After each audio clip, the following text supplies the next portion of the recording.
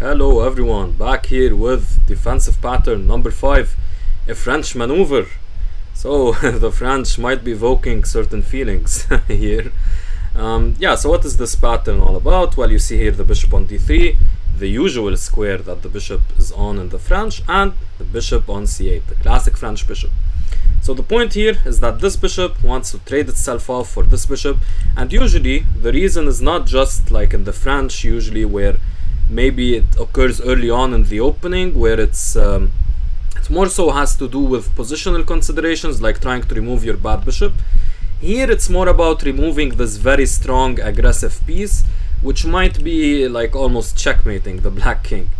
So this is what this defensive pattern is all about. So let's see one thing to remember. So it's crucial here to remember the c4 and b5 squares, because these are the squares where the trade can be blocked. These are the squares where the trade can be blocked. So like if you have a knight coming to b5, then the bishop on a6 won't be able to capture on d3, and if you can push the pawn to c4, for example, then the bishop on a6 won't be able to capture the bishop on d3. So you need to be careful of that as black. You don't want to allow white not not trading off the bishops. So how does the pattern play out? So here just simply bishop a6. This is what we've been talking about. And now for our sample game, here we have a classic game between Topalov, Veselin, and Krishnan Sasikiran, sorry. So here this position is actually taken from one of Jeremy Silman's many excellent books. It was the evaluation of material imbalances, right? Not the amateur's mind. Yeah, I think it was the evaluation of material imbalances.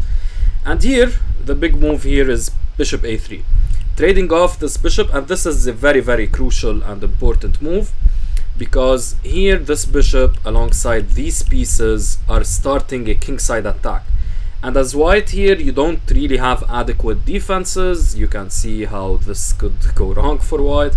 So you need to defend, and the best way to defend is to remove this very powerful dark squared bishop, and this is exactly what happened. And now white now black is left with this very bad bishop, and white has this excellent bishop.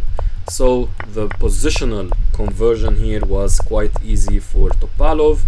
Well, he made it look so. Of course there were a lot of tricks, and here this is a nice sacrifice.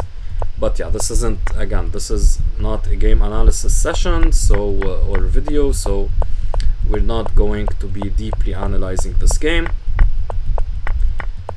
Just take a look here.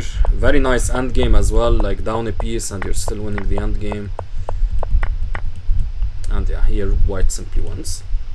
Okay, so for our test here, so here the position arises from one type of particular opening. Now extra points if you know what this opening is. And here, should black play bishop a6, or should they play something else, maybe preface bishop a6 with something else?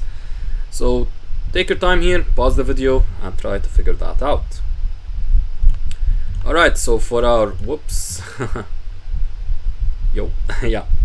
so for our answer here, the answer is of course bishop a6. Yeah, no reason to delay it, just bishop a6 and trade off this very powerful light squared bishop, because in this position, which does arise out of the stonewall attack, a very dangerous opening to face as black. If you really don't know what you're doing, you're going to get blown off the board, and I've lost so many games against the stonewall attacks. Thankfully nowadays it's much less frequent because I know a nice line against it, but still it's actually really dangerous, and in the right hands it can be really dangerous. But of course it's not such a good opening, to be honest. So here, like these kinds of sacrifices with all of this happening, maybe g4, g5 also to dislodge the knight so that you can go queen h5. All of this is very dangerous. So black does well here to trade off the dark squared, the light squared bishops, and yeah. So yeah, that's actually it for this video. Very important defensive pattern to know about, this French kind of exchange. It's very important if you play the French, of course, you know about it, but here it's more so about defending rather than an opening positional consideration, as I mentioned in the introduction. So with that, guys, thank you for watching and take care.